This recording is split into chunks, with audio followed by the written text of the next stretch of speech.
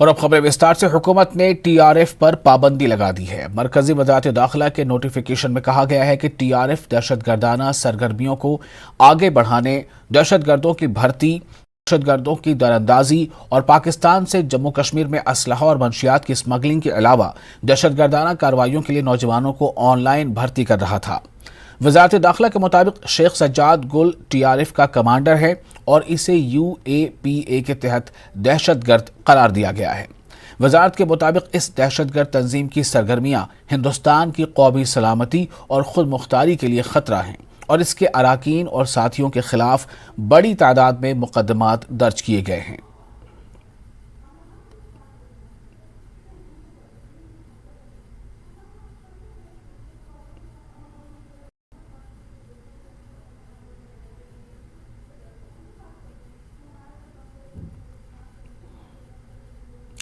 इस बीच एक और कदम उठाते हुए वजारत दाखिला ने जम्मू कश्मीर से ताल्लुक रखने वाले मोहम्मद अमीन उर्फ अबू खुबैब को दहशतगर्द करार दे दिया है।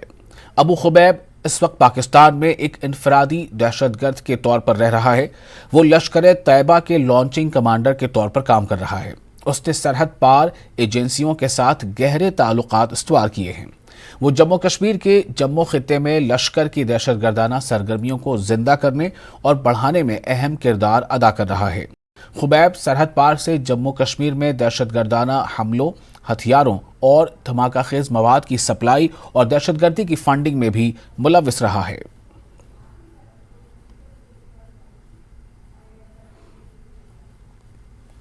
सेवांग नुरबू सदर LBA करगिल ने लेह में प्रेस कॉन्फ्रेंस की। लद्दाख के मसाइल को हल करने के लिए एक आला इख्तियाराती कमेटी की तश्कील के लिए वजारत दाखिला की उमूर का शुक्रिया अदा किया। उन्होंने कहा कि वो HPC में करगिल की बौद्ध अक़लियतों के नुमाइंदे के तौर पर सदर LBA करगिल को शामिल करने पर वजारत दाखिला का शुक्रिया अदा करते हैं। उन्होंने कहा कि ये जानकर मायूसी हुई है कि LBA लेह ने LBA करगिल के खिलाफ एक प्रेस नोट जारी किया है। उन्होंने बताया कि वो स्कर्मा दलों के खिलाफ तहरीक अदम एतमाद पास करने के बाद LBA के आइन के मुताबिक GCMs की अक्सरियत की हिमायत से वो LBA करगिल के सदर मुंतखब हुए हैं।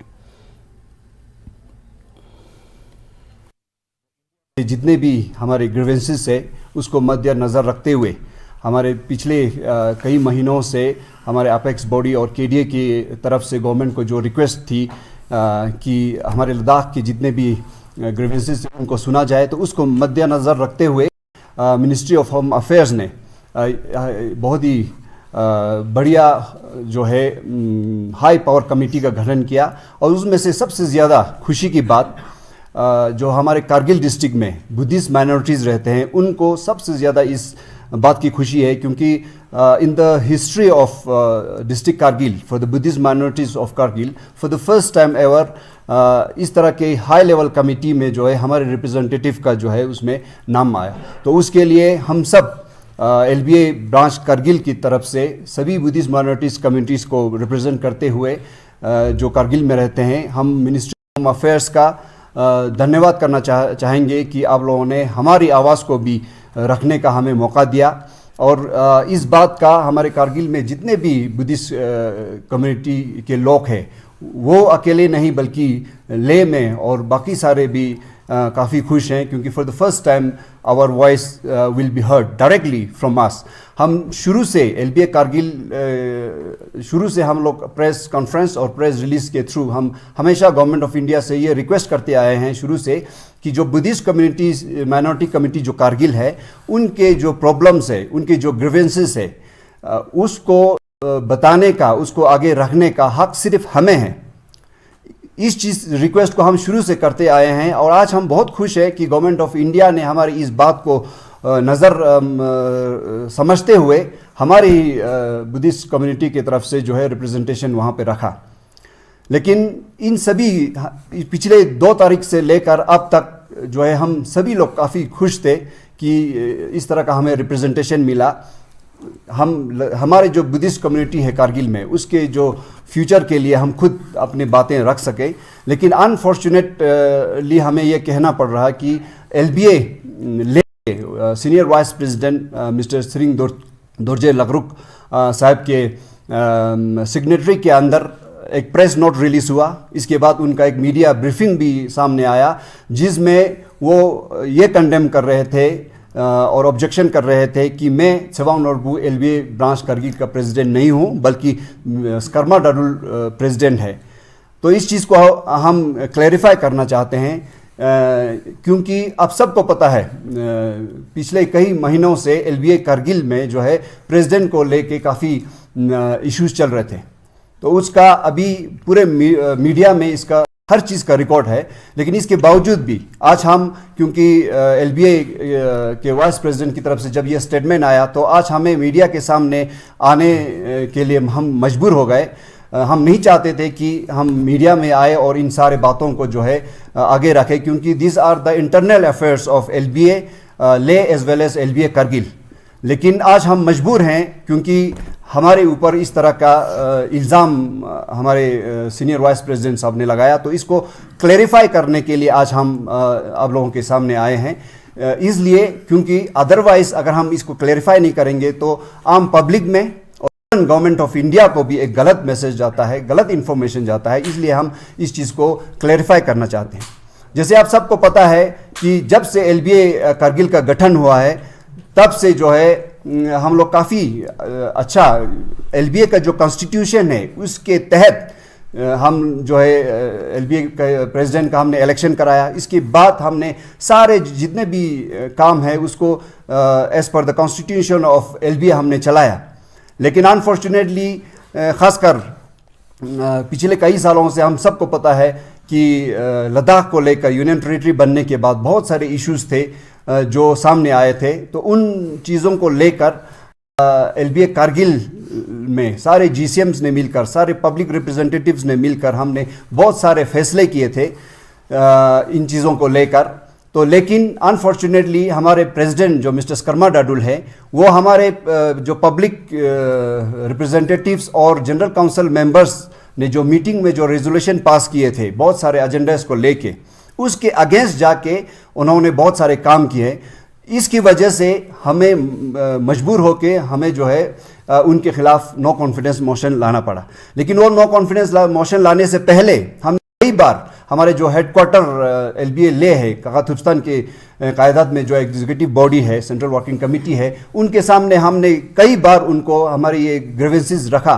लेकिन इस चीज़ पे जो है उनका जितना तवज्जो होना चाहिए था वो नहीं हो पाया।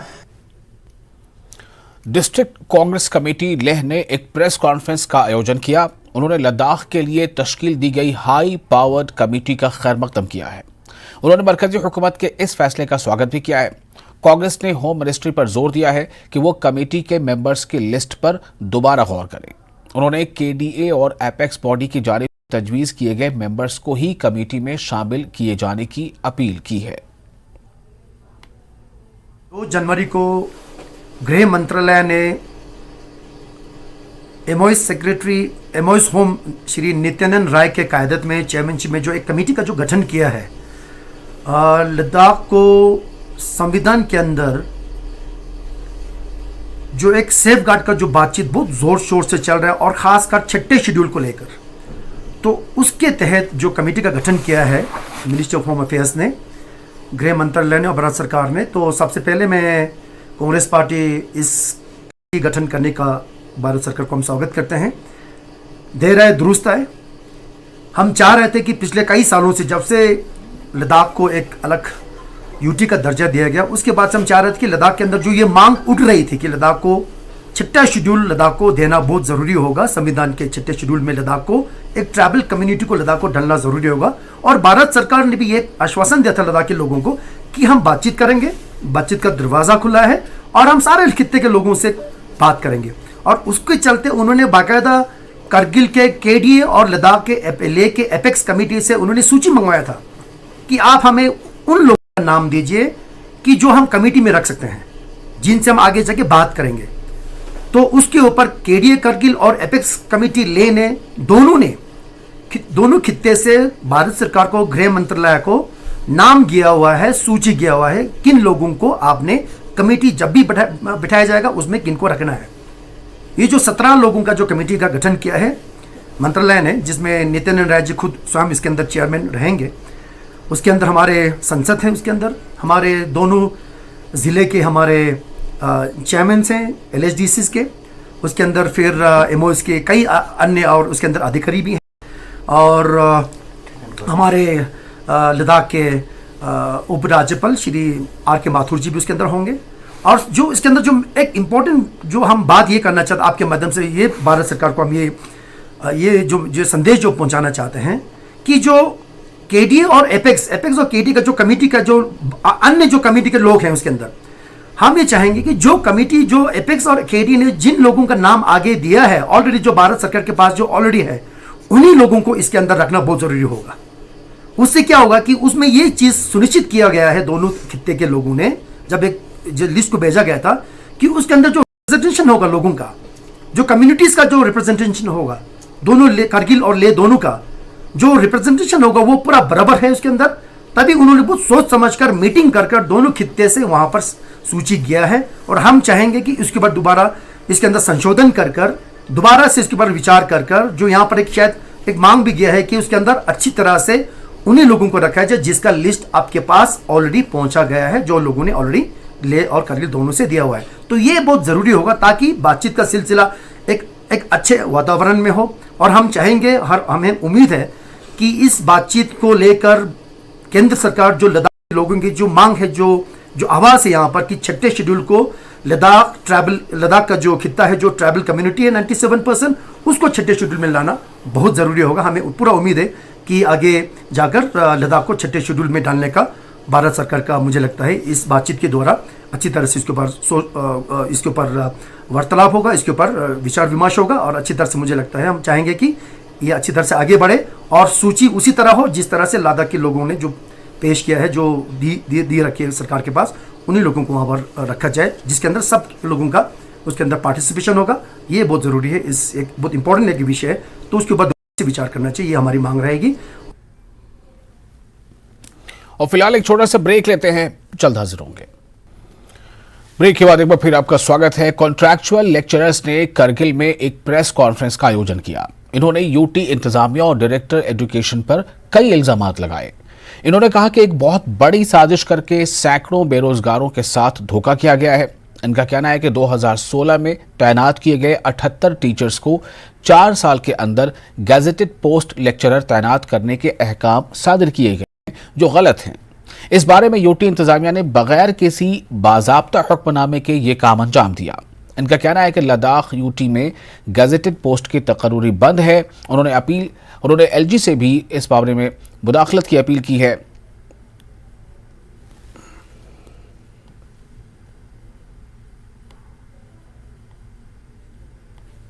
अनएम्प्लॉयमेंट का जो इश्यू है, आप सब लोग जानते हैं कि जब से यूटी बना है तब से लेकर आज तक 4 साल लगभग होने जा रहा है, अब तक कोई रिक्रूटमेंट किसी फाइनल स्टेज पे नहीं पहुंचा है। SSC का अभी फर्स्ट रिजल्ट आया है, SRB का अभी दोनों डिस्ट्रिक्ट में कोई डेट ऑफ एग्जामिनेशन मेंशन नहीं हुआ है। उसके अलावा हमारा आज का जो मेन इशू है, जो डायरेक्टर स्कूल ऑफ एजुकेशन की तरफ से 2 दिन पहले एक ऑर्डर व्हाट्सएप पे सर्कुलर होता है कि जिसमें उन्होंने 78 साइंस टीचर्स को, जो टीचर 2016 या 2019 में जनरल लाइन टीचर के लिए सिलेक्शन होता है, उनको 2023 के जनवरी में लेक्चरर के पोस्ट पर, अगेंस्ट द लेक्चरर पोस्ट पर उनको फिलअप करने के लिए, प्रमोट करने के लिए उनके verification documents, verification concern universities को ऑर्डर दिया जाता है कि इनका डॉक्यूमेंट्स वेरिफिकेशन किया जाए। आप सब जानते हैं कि लेक्चरर का पोस्ट गेजेटेड पोस्ट है और गेजेटेड पोस्ट यूटी एडमिनिस्ट्रेशन में कोई रूल नहीं बना है, सिवाय एक डिपार्टमेंट के। आपका एक डिपार्टमेंट R&B का बना है, अभी वो भी फाइनल स्टेज में नहीं पहुंचा है।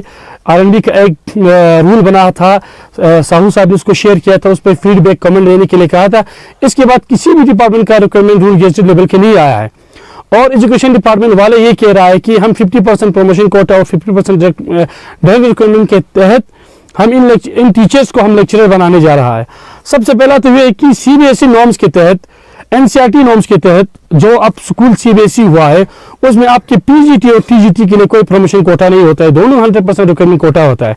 डायरेक्टर साहब, आपसे रिक्वेस्ट है, और खासकर एजुकेशन कमिश्नर सेक्रेटरी, हमारे जो प्रिंसिपल सेक्रेटरी है, उनसे भी हमारा रिक्वेस्ट है कि आप जो order director school of education में निकला है उसको रिव्यू करे।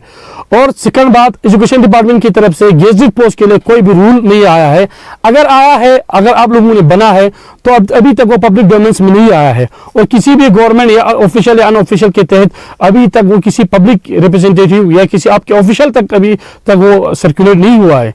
और आपने एक ऐसा काम किया है डायरेक्टर स्कूल ऑफ एजुकेशन के डिपार्टमेंट ने कि एक टीचर जब होता है तो सबसे पहले उसको जनरल लाइन टीचर कहा जाता है, फिर 7 साल के बाद उसको फर्स्ट टाइम बोर्ड परमिशन मिलता है। लेकिन बदकिस्मती से यहाँ पे बाईपास करके 2016 में जिनको टीचर लगता है उनको 2023 में लेक्चरर बनाया जाता है। बाकी जो टीचर्स है जो पिछले 2011, 12 और 2006 में सिलेक्शन हुआ है, उनको जब पीजी ये टाइम बाउंड परमिशन नहीं मिल रहा है, तो ये सरकार जो इनको पुशअप कर रहे हैं, या ये लोग जो इसमें जो 78 नफर है, या ये लोग कोई बैकडोर तरीके से ऑर्डर ला रहा है।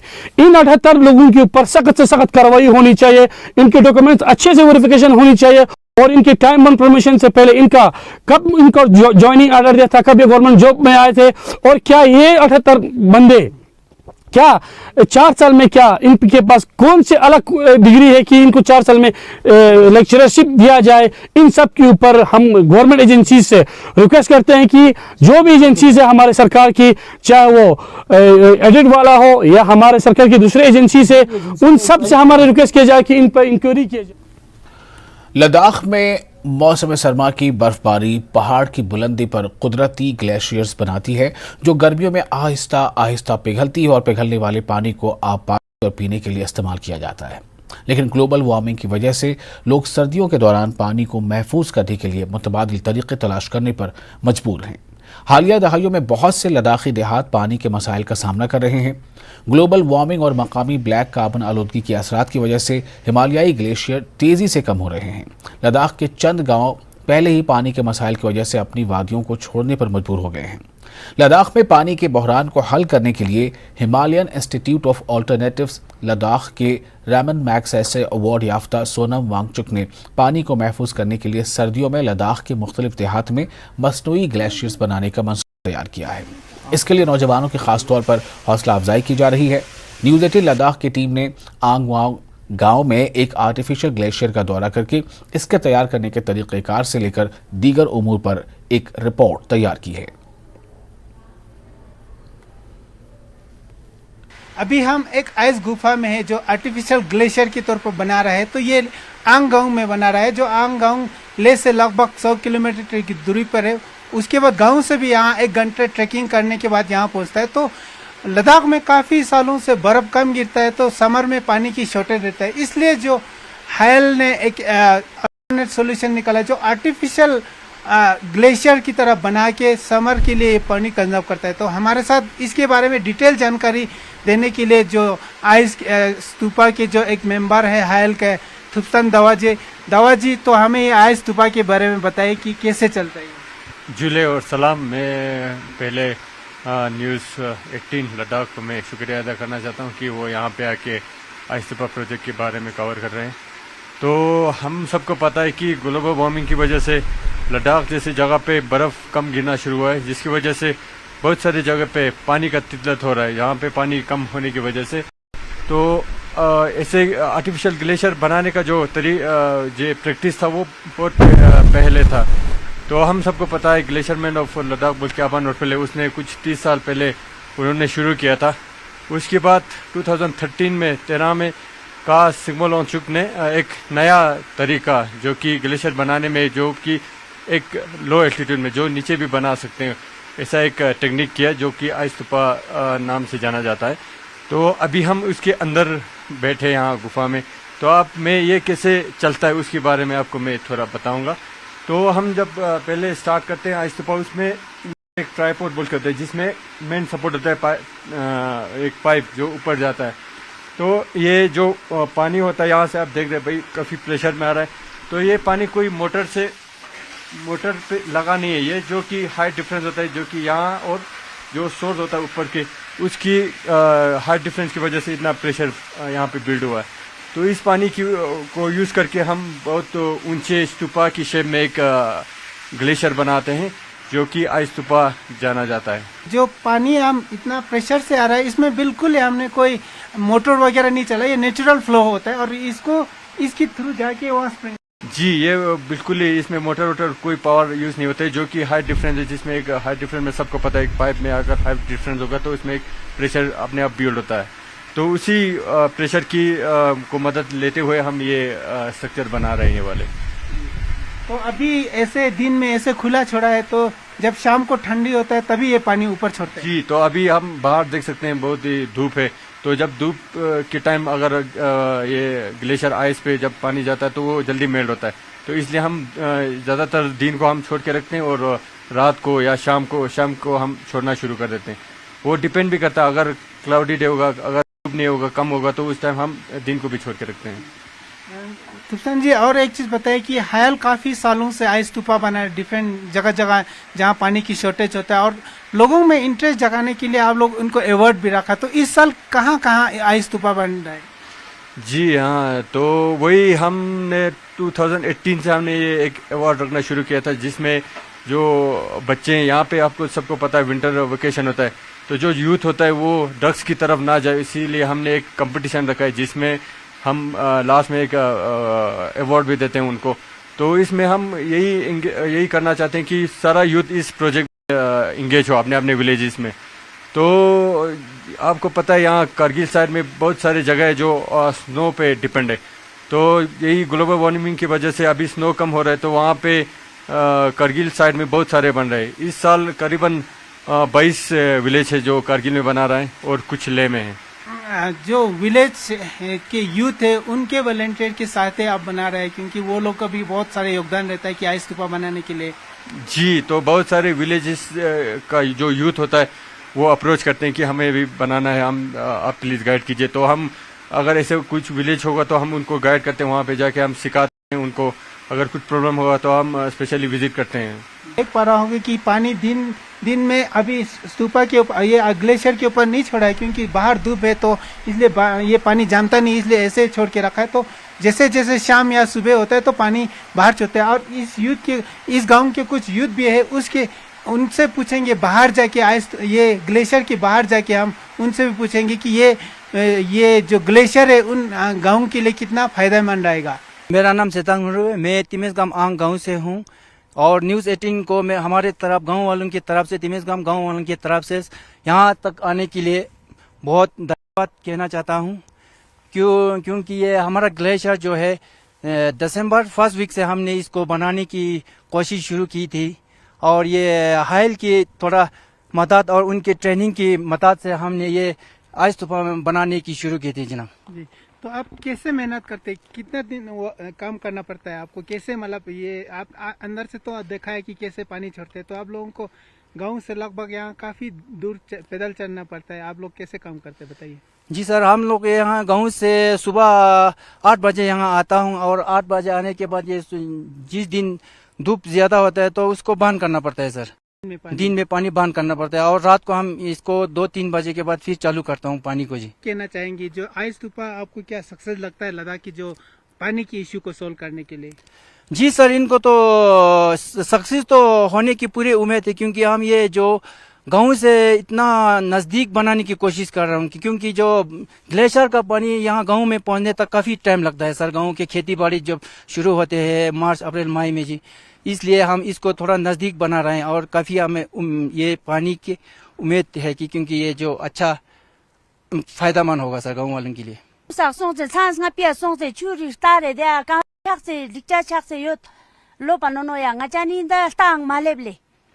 ini da turna ya walak ni tingmos gang sa yang da churkon di chelle nga chata da goriat pasang dikcha yongot pale chu tene ta kho tene I kangri kanang ja rewai nai kana chugala yong ches ngata rewai nono le kasa goma rong ches goma chosen nono true sa goma chosen le duchik kasa। Sir, आपके यहाँ जो ऊपर वाले गांव में एक ice glacier बना है आर्टिफिशियल, क्या उससे आप लोगों को भी यहाँ फायदा पहुँचेगा?